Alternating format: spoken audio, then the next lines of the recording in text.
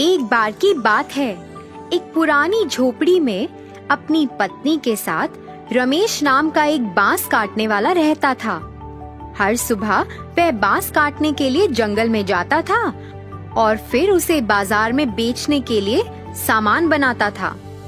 वे एक गरीब पति पत्नी थे जिनके अपने बच्चे नहीं थे, लेकिन वह एक साथ बहुत खुश थे। एक दिन जंगल में बांस काटते समय रमेश ने जंगल के बीच में एक अजीब बांस देखा। बांस चमकदार पूर्णिमा की तरह चमक रहा था। उसने सावधानी से बांस को हल्के से काटा ताकि उसे खोल सके। फिर उसे तो अपनी आंखों पर विश्वास ही नहीं हुआ। अंदर एक छोटी सी लड़की थी। वह रमेश के अंगूठे जितनी बड़ी थी। वह तो अब तक की सबसे सुंदर बच्ची थी। उसने तुरंत उसे ध्यान से अपने हाथों में लेने का सोचा और अपनी पत्नी को दिखाने का सोचा। अरे सुनो, जल्दी इधर आओ, देखो मैंने क्या पाया है। रमेश ने उसे बताया और फिर धीरे से अपने हाथ खोले। तुरंत उनका पूरा घर जगमगा उठा।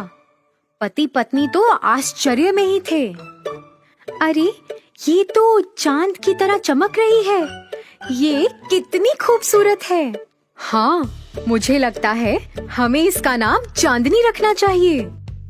पत्नी ने एक कपड़ा लिया और उस पर चांदनी को रख दिया। तभी खिड़की से एक नरम हवा चली और छोटी लड़की पत्नी के हाथों से उड़ गई। जब हवा बंद हो गई, वह छोटी सी लड़की एक बच्ची में तब्दील हो गई। दोनों एक दूसरे को देखकर हैरान रह गए। जल्द ही वह बहुत अमीर हो गए। उन्होंने चांदनी को एक शानदार जीवन दिया। कुछ ही समय में चांदनी सबसे खूबसूरत औरत बन गई थी। लेकिन बांस काटने वाले की और भी चिंताएं थी। गांव वाले उससे अपने घर की सबसे खूबसूरत लड़की के बारे में पूछते रहते थे। एक रात जब चांदनी सो गई थी तो रमेश ने अपनी पत्नी से बात की। उसने उससे कहा कि वह हमेशा तो घर पर नहीं रह सकती है। अब शादी तो उसकी करानी होगी। अगले दिन रमेश ने अपनी बेटी से उसकी शादी के बारे में पूछा। उसने उसे कहा कि नौजवान शादी करना चाहते हैं और कई लोगों ने उसका हाथ भी मांगा है। नहीं पिताजी, मैं आपके बिना नहीं रह सकती। मुझे आप अपने से दूर क्यों भेज रहे हैं पिताजी? अरे मेरी प्यारी बच्ची, मैं भी तुम्हारे बिना नहीं रह सकता हूँ, लेकिन अब तुम हमेशा तो इस घर में ऐसे नहीं रह सकती हो ना। मैं तुम्हें कभी भी अपनी मर्जी के खिलाफ शादी करने के लिए मजबूर नहीं करूँगा, लेकिन कम से कम तुम उन नौजवानों से मिल तो लो। चांदनी अपने पिता से बहुत प्यार करती थी और उन्हें ना नहीं कह सकी। अगले दिन 5 युवा चांदनी को देखने के लिए आए। वह सभी उससे अपनी नजरें हटा ही नहीं सके। वह इतनी खूबसूरत जो थी। चांदनी उन्हें देखती रही, मगर वह खुश तो नहीं थी। उसने अपनी बातों से कोई उत्साह नहीं दिखाया। मैं चाहती हूँ आप सभी अलग अलग जगह जाएं और ये चीजें प्राप्त करके मेरे पास लाएं। मैं केवल उसी से शादी करूंगी जो मेरी मांगों को पूरा करे। पहले युवा को चांदनी ने एक साधु से पत्थर का बना एक कटोरा लाने को कहा, जो चांदनी से भी ज्यादा चमके। दूसरे युवा से उसने पूर्वी समुद्र के पास सबसे ऊंचे पहाड़ के शिखर पर उगने वाले एकमात्र पेड़ की एक शाखा लाने को कहा। इसकी जड़ें चांदी की बनी होती हैं और शाखाएं सोने से बनी होती हैं। उसने तीसरे युवा से चीन जाने को कहा और आग के चूहे की खाल लाने के लिए कहा। चौथे युवा से उसने गहने लाने को कहा जिसमें 7 रंग थे। यह तो एक अजगर के सिर पर पड़ा था। आखिरी युवा को उसने एक चिड़िया लाने को कहा जिसके पेट में एक शंख है।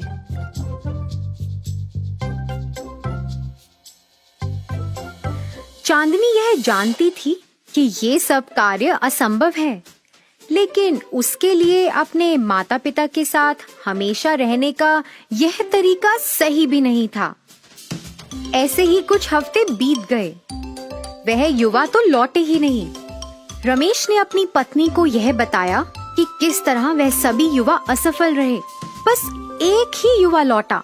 उसे साधु से पत्थर का बना कटोरा लाना था जो चांदनी से भी ज्यादा चमकता हो, लेकिन वह उसे चांदनी से ज्यादा चमकदार नहीं बना सका। फिर तभी दरवाजे पर खटखटाहट हुई। रमेश ने दरवाजा खोला और वह चौंक गया। यह राजा था। रमेश और उसकी पत्नी सम्मान पूर्वक उसके सामने झुके।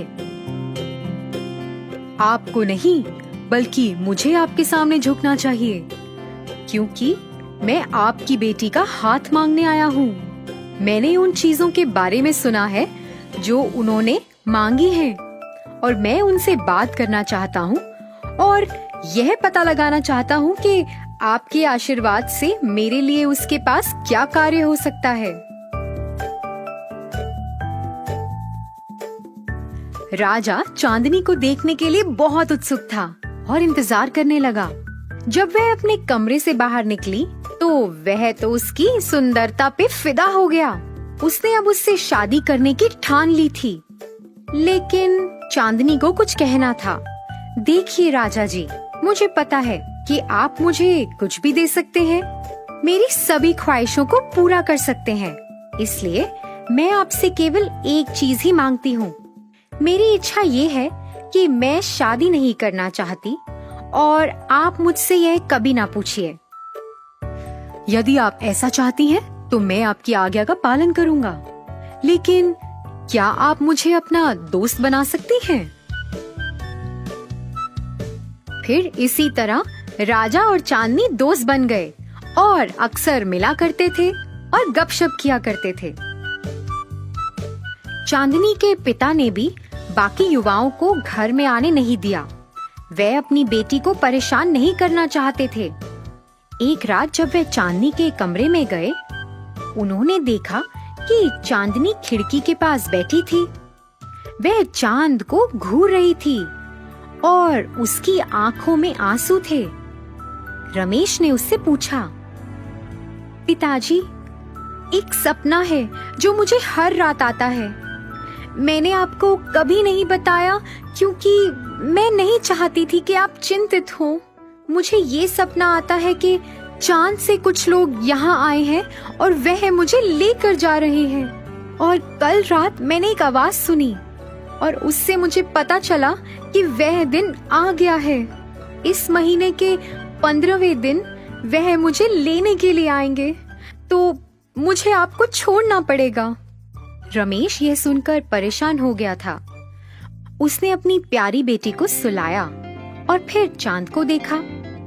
इतने सालों में उसे पहली बार महसूस हुआ कि चांद थोड़ा सुस्त लग रहा है। वह चमकदार बिल्कुल भी नहीं है, मानो किसी ने चांद का प्रकाश छीन लिया हो। उसे अपनी बेटी की चिंता हो रही थी। उसने तुरंत राजा को संदेश भेजा और उसकी मदद मांगी। राजा ने पत्र पढ़ा और फिर कसम खा ली कि कोई भी चांदनी को उससे दूर नहीं लेके जा पाएगा। 15वें दिन राजा ने चांदनी के घर के बाहर 2000 सिपाहियों को खड़ा कर दिया।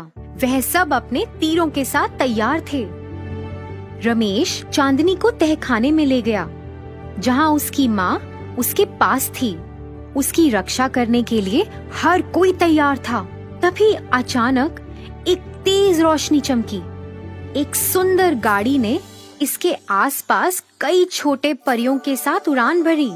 अचानक चांदनी ने अपनी आंखें बंद कर लीं और संगीत की ओर उड़ चली। वह अपने तहखाने से बाहर निकल गई। वह अपने तहखाने से बाहर उड़ती चली जा रही थी और उसके माता पिता उसके पीछे पीछे भाग रहे थे। परियों ने चांदनी को एक चांदी के चमकदार पंख के साथ छुआ चांदनी के कपड़े भी बदल गए। वह कपड़े सफेद रंग के हो गए थे। उसने अपनी आंखें खोली। वह अपने माता पिता के पास गई। पिताजी, आपने मेरी इतनी देखभाल की है, लेकिन अब मुझे अपना कर्तव्य निभाना होगा। मुझे अपने लोगों के पास वापस जाना होगा। चांदनी बेटा, मैं कुछ समझा नहीं। चांद सुस्त है क्योंकि मैं यहाँ पृथ्वी पर हूँ। मैं चांदनी हूँ। मैं दिन के दौरान भटक गई थी और भूल गई थी कि मैं कौन हूँ। फिर मैंने पृथ्वी पर पैर रखा था। मैं खो गई थी। इसलिए मैं आराम करने के लिए बांस के पेड़ पर बैठ गई और आपने मुझे ढूंढ लिया था। तो बेटा, अब तुम चली जाओगी? तुम क्या हमें दूर छोड़कर चली जाओगी? माँ, मैं आपको हर रात देखने के लिए आऊंगी। केवल एक दिन आप मुझे नहीं देख पाएंगे, जब आकाश में कोई चंद्रमा नहीं होगा। और राजा जी, आप मेरे सबसे अच्छे दोस्त हैं, लेकिन मुझे अब जाना होगा। चांदनी अपनी गाड़ी पर बैठी और खुशी से पृथ्वी पर अपने परिवार वालों और अपने दोस्तों को अलविदा कहा और उड़ान भरी। वह दुखी तो नहीं थी, क्योंकि वह जानती थी कि वह हमेशा उन पर नजर रखेगी। रमेश और उसकी पत्नी ने अपने आंसू पोंछे और सुंदर चांद को देखा। राजा ने भी कभी भी किसी से शादी नहीं की। हर रात वह चांद को घंटों तक घूरता रहता और अपने प्यार को देखकर मुस्कुराता रहता। रमेश ने अपने बड़े घर को छोड़ दिया और वापस अपनी झोपड़ी में चला गया। यही एकमात्र तरीका था कि रात में छत के माध्यम से चांदनी उनके घर में आ सके। बांस काटने वाले और उसकी पत्नी ने अपना जीवन शांति से व्यतीत किया।